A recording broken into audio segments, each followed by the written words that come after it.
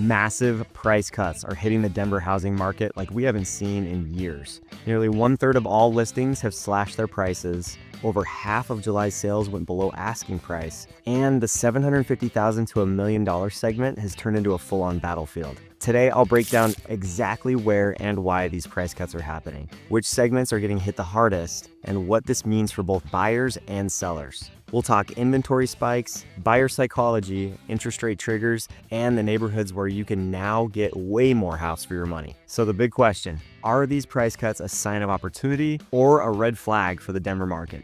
Let's get into it. Okay, so if you've been on Zillow or Redfin or Homes.com lately, you have seen a price cut explosion that is happening out there in the Denver market. And this is also something that we have to put into perspective, because so many people that I speak with often say that, oh, I thought the summer months were the best times to be on the market. And the truth of it is early spring is so much better. So like the listings that are on the market from February to April account for 3/4 of our annual appreciation every year, which means that May numbers for closings show the highest price point of the year typically, right? And then we hit the 4th of July to Labor Day. That's what we call our summer lull. And every year, I swear, we have some panic that happens, right? You see more price reductions in those 2 months than oftentimes you do in the rest of the year.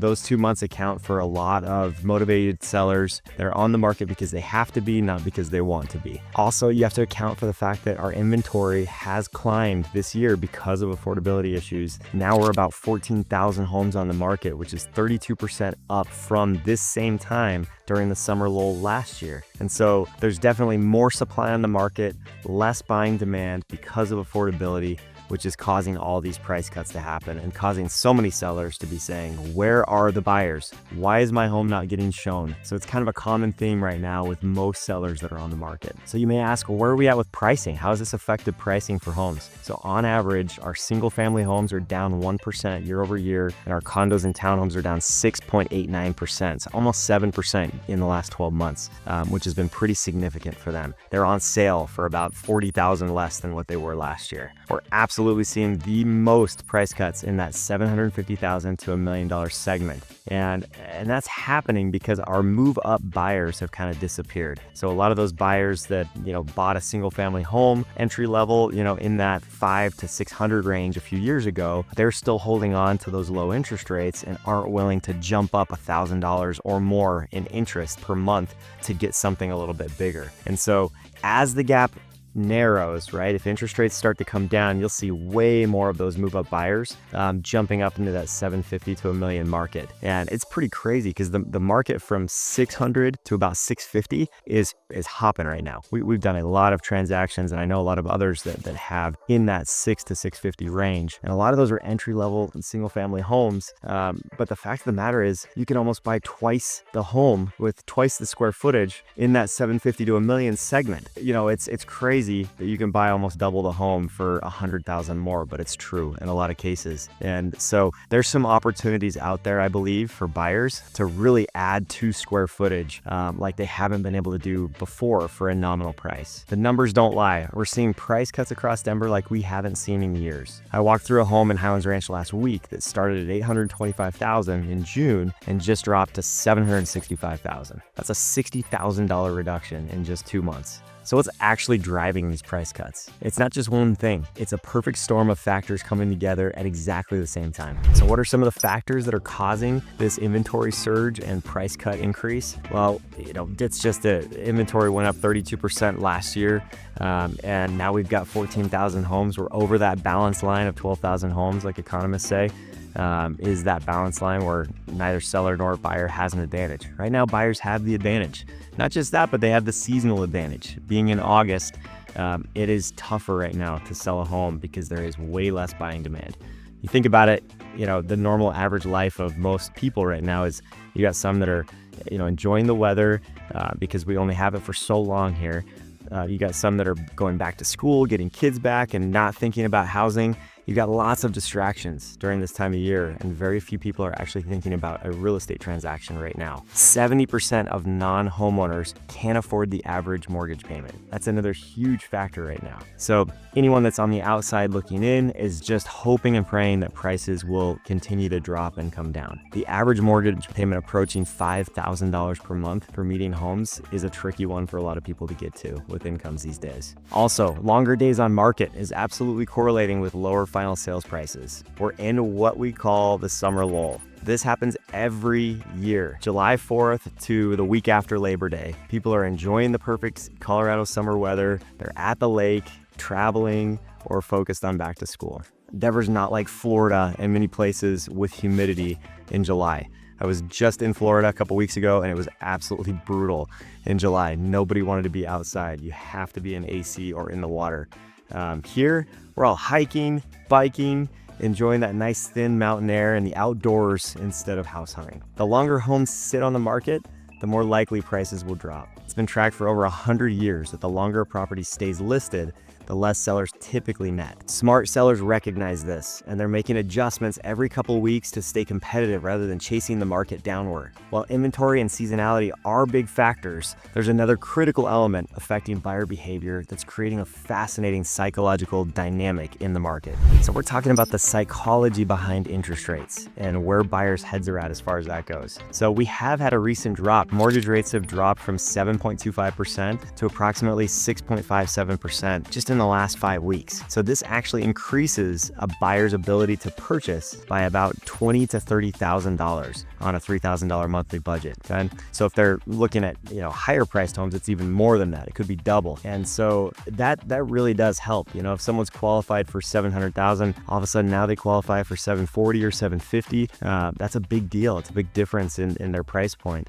just with that 0.5% to 0.75% rate drop that we've experienced recently. Also, history has shown us that we get a lot more buyers in the game as soon as that first number reads a 5 on the interest rate. So if rates get to 5.99, look out. We may see much more buyer activity and buyers jumping into the market. Every 0.25% an interest rate drops in the country, we see 6 million more buyers enter into the market. So that's a pretty significant number just for a 0.25% rate drop. We're talking only a difference of about $150 in a payment, and that many buyers come into the market. So every little bit helps with rates, and it does make a big difference. 40% of owner-occupied homes are mortgage-free, reducing pressure to sell for those people. So a lot of those people are just holding those places as rentals because interest rates really don't apply to them right now. Rate drops create immediate increases in buyer activity and interest. Interest rates are creating fascinating psychology in our market right now. I know I've heard comments that rates don't matter and that it's all about price, but it's simply not accurate. It's basic math. A 1% drop in interest rate saves you about $400 per month on average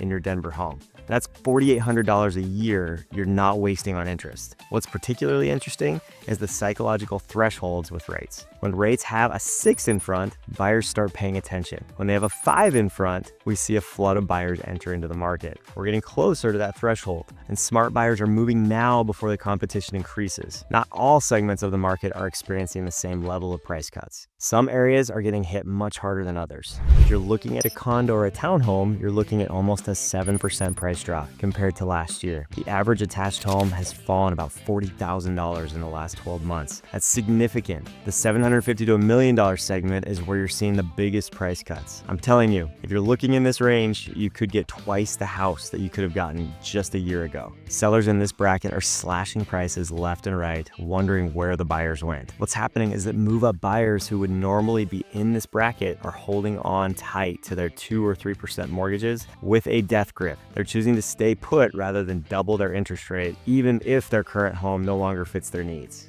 I've talked to several people who have moved out of state, but they've turned their home in Colorado here into a rental so that they can hold on to that interest rate just because of the fear of missing out on that interest rate. Condos and townhomes are facing additional challenges beyond just the market shift.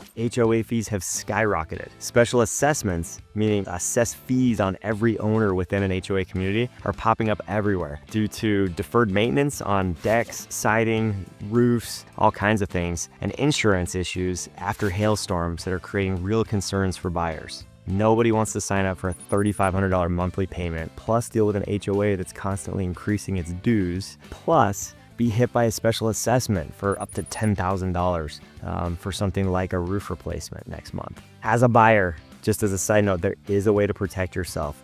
With an HO6 policy, you can protect yourself against special assessments. So talk to your insurance agent, make sure that you're covered when any special assessments come up, so that you have that protection. You don't have to shell out that big number of cash, because for a lot of people that are living month to month, which is a lot of people in America, that $10,000 hit can really put you behind and send you on a tailspin. So want to make sure that you're protected from that. On the flip side, entry-level single-family homes remain the most stable investment in this market. And these properties are still showing minimal price reductions because first-time home buyers have no existing low-rate mortgage to give up. And I think the second point on that is you still have a lot of people who are getting out of condos and townhomes so that they can get into the single-family market because they're tired of dealing with the HOAs and increasing prices on everything around it. If you're a buyer in today's market, these price cuts create a once-in-a-cycle opportunity if you know how to play it right.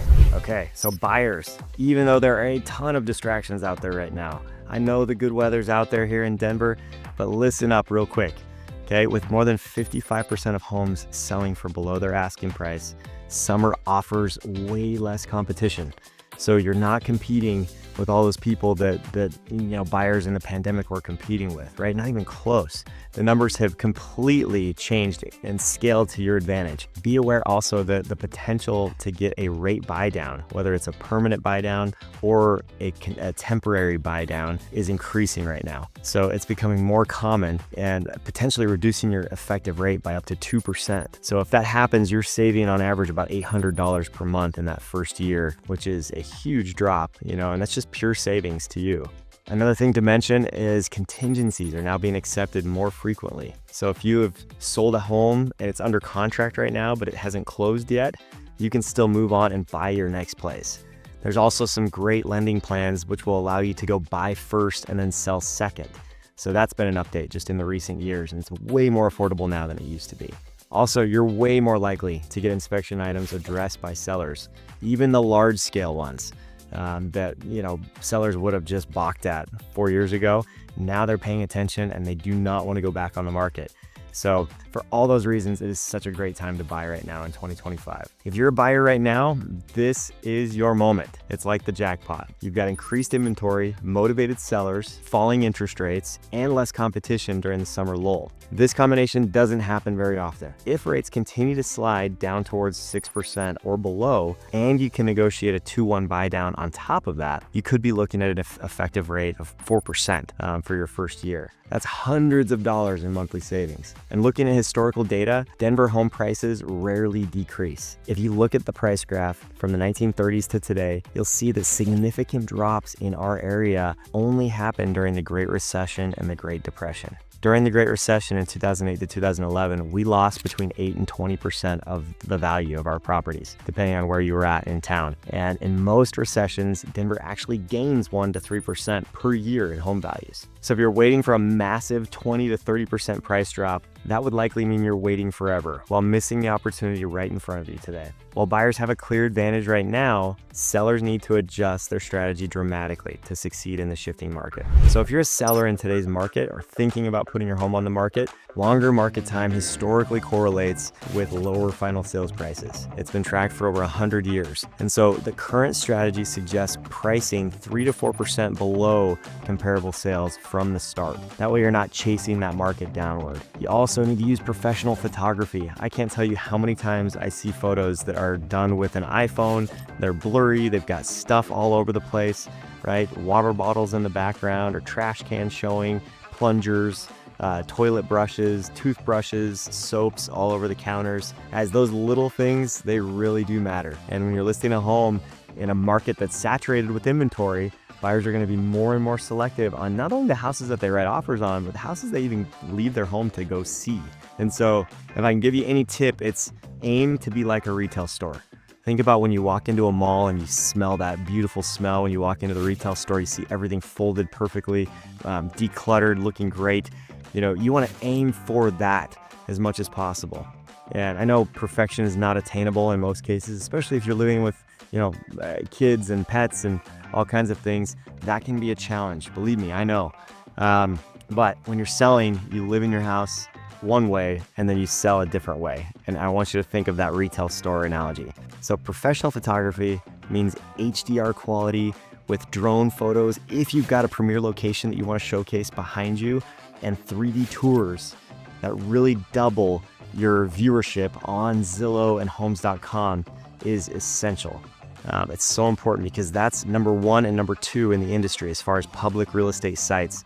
So you've got to nail it on those two sites and have a real estate partner that's your listing agent that is a partner with those companies. It literally doubles your listing visibility. Strategic staging is also so important, okay? Especially if your floor plan is a little quirky or you've got some rooms or nooks or spaces that just don't make sense to buyers. That's when staging makes a ton of sense, you guys. Get a stager that's professional, that comes over with great looking modern furniture that will dress up those areas and use creativity to make use of the space. That way when buyers come through, they're not confused as far as like, what would I do there? What is that room for? Why do they have a little bowling alley section right in the middle of their basement? That's weird. A stager can create use out of that space and create, purpose for it. And so when buyers see that, homes typically tend to give you about 5x return on staging. So if staging costs you $3,000, you may make $15,000 more for your home because of that $3,000 spent. So staging is a fantastic investment, especially in today's market. Also, the first 2 weeks on the market are so critical for generating interest. You've got to have a great first impression. And if you're priced too high, everybody's going to miss you. You're literally like having a fishing net, that is catching maybe 1 or 2 fish, but you got a whole pool of fish swimming beneath that. It's so important to make sure that you are fishing in the place where all the fish are. So pricing your home appropriately is so key. Proper preparation for your home is also key, right? We talked about preparing for the photography so that it looks great. Also, actually have a great experience when people are coming through your house too. It's one thing to have a great photo setup, but we got to make sure that we're duplicating that and being consistent for showings as well. And what I mean by that is making sure blinds are open, right? We're letting as much daylight as possible into the home, making sure lights are on when showings happen. It's always great to play a little bit of soft music. Maybe have some bread that you just baked or cookies that you baked in the oven. That's the best smell by far to walk into as far as a home goes. There are other candles and scents that you can do, but you don't want to overload people with their sensories, right? If you do something that's too deep or too rich, people will think it's a cover-up every single time. And they'll say, oh, what's that? That cover-up, it's hiding a cat smell, right? Or a dog smell, or a smoke smell. Okay, that's what we hear a lot of people say. So if you're doing a candle, keep it to something very simple like vanilla, right? Or just a very like a floral tone, and that'll help you tremendously compared to other ones that are a little too much. For sellers, this market requires a complete reset in thinking. The days of just throwing any home on the market and watching a bidding war develop are over. Success now demands strategy, preparation, and realistic expectations. Remember, it's been tracked for over a century that the longer your home sits on the market, the less you'll ultimately get for it. The goal isn't just to sell, it's to sell quickly and for top dollar in the current conditions. If you're trying to navigate these price cuts, whether you're looking to buy at the right time or need to sell without leaving money on the table, having the right guidance makes all the difference. My team and I are helping clients through this shift every day. My contact info is in the description if you'd like to talk about your specific situation. If you found this analysis valuable, you'll definitely want to watch my next video about buyers backing out in Denver in record numbers. I'm breaking down why deals are falling through, what it means for buyers and sellers, and how to navigate this shifting market. Click to watch now, and I'll see you there.